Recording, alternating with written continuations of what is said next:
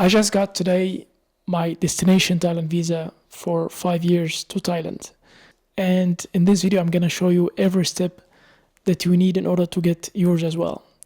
But before we start, maybe let's talk about what is the destination Thailand visa or the DTV visa.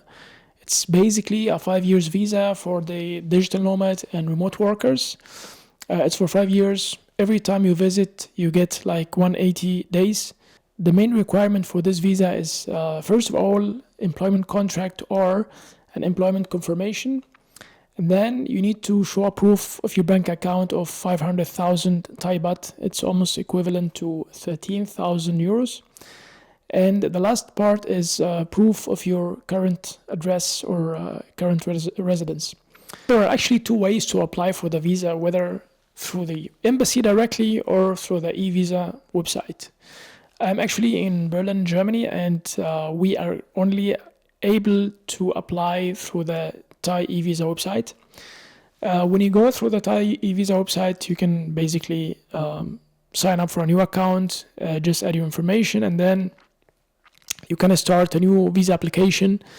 The process is quite easy. You just have to fill in the forms, and then you provide your travel information and also your supporting document. So the process for the visa takes like 14 days, and in case they ask you for more documents, then it might be longer. In my case, they asked me to provide a picture with a high resolution, so I needed to go to a proper studio and then make a proper picture, which extended the process to one more day. So I think the total was like 15-16 working days, which is okay for me as well. And that's it. The visa cost 350 euros. I know it's written in the website 10,000 baht, but it also depends on the location. And that's it. If you have any question about destination Thailand visa, just let me know in a comment below and I will be happy to answer your question. And see you in the next episode.